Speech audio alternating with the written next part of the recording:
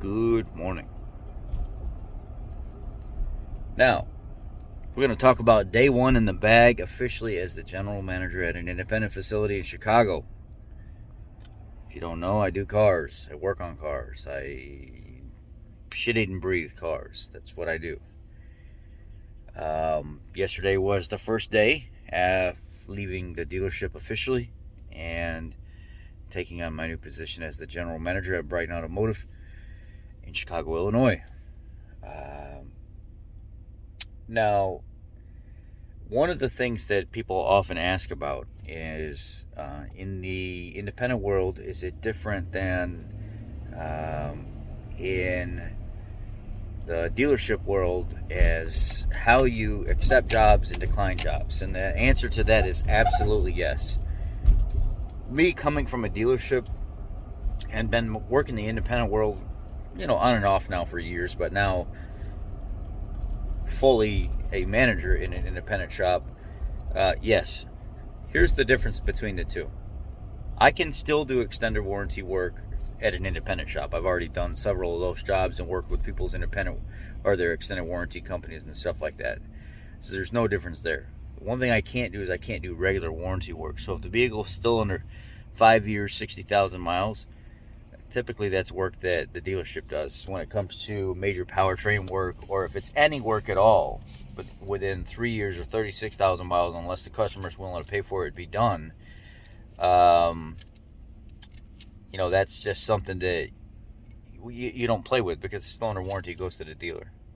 Now, when a vehicle comes into the independent shop, if I'm unsure of an area, I don't know that we have the training and stuff like that in a specific area, or have a guy that can do the work, or we just don't typically see this type of car or type of problem, I can inform the customer, hey, look, I'll give it my best. You're going to get charged an hour diag for this.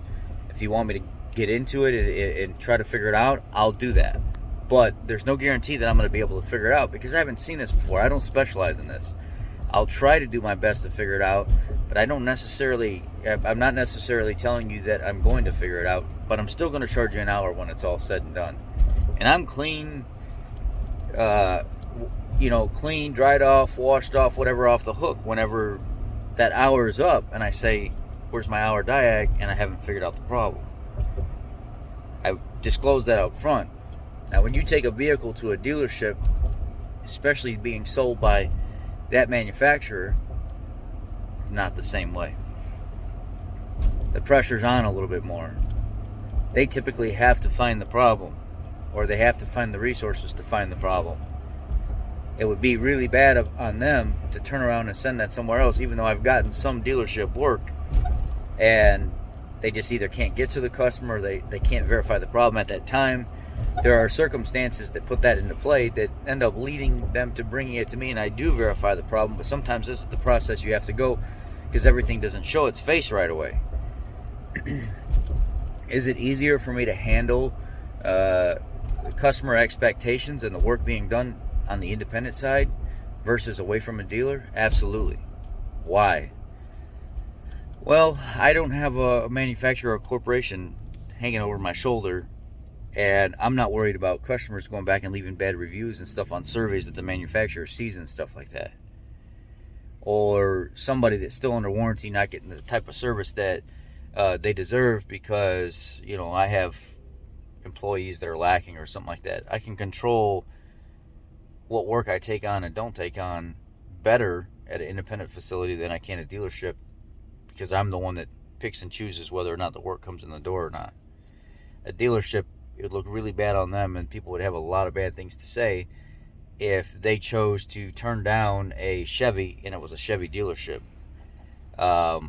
You just don't do stuff like that. But if, I'm a Chevy independent shop and a Chevy shows up and I'm like, hey, you know what? I just can't do that right now. You gotta take it somewhere else. For whatever reason. Okay. Independent shop, he's kind of busy, whatever. They would almost reluctantly, I don't know if I'm saying that right, make an excuse for me.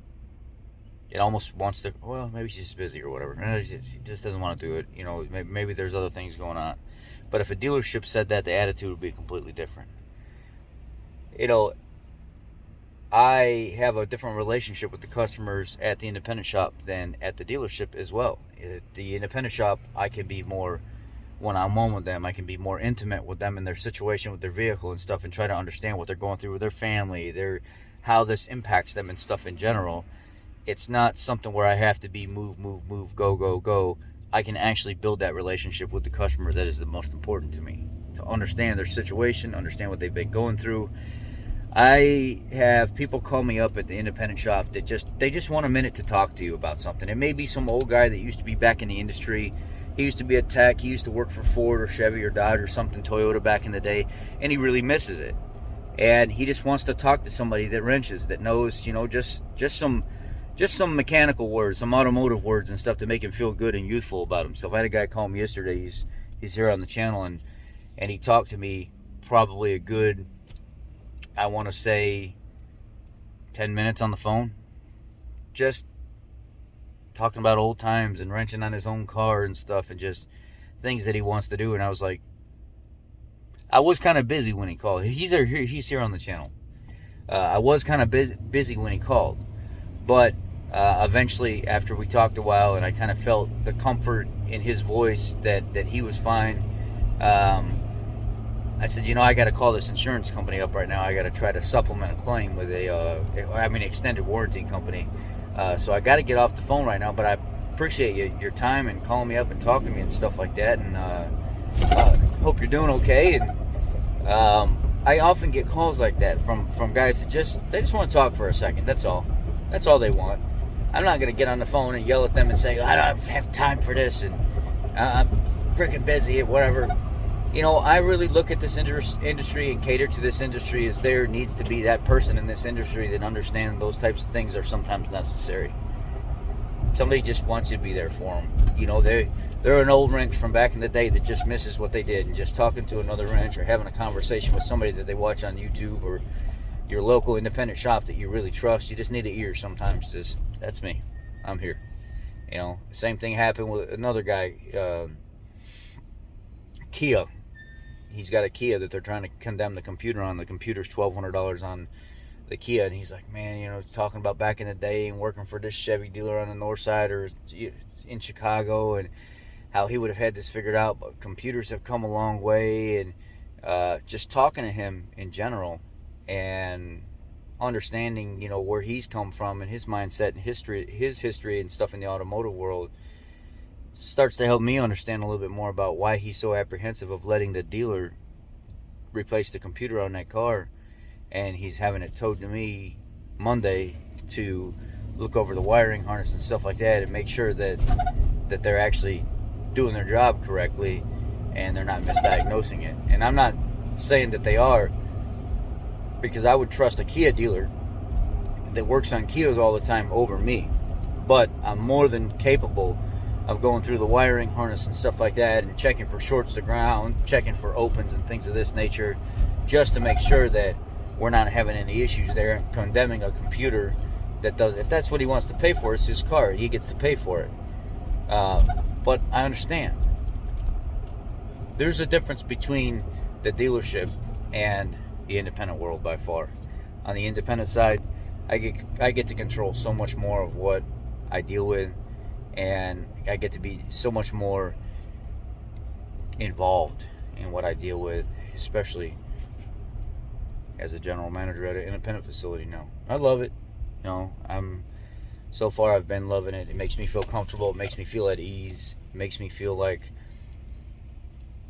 now I can take care of the customer. Now I have a say. Now I have, it's not somebody else that's running the show. It's me that's running the show. Thanks, guys. Thanks for listening to me talk about all this. You may not agree. You may agree. It's fine. It is what it is. I love you all. Be blessed. Do something nice for somebody today. Hold the door for somebody. Smile at a stranger. Pay somebody a compliment. Buy somebody lunch. Whatever it may be. Do something nice. It takes too much energy to be mean, and it doesn't take anything to be nice. Be blessed.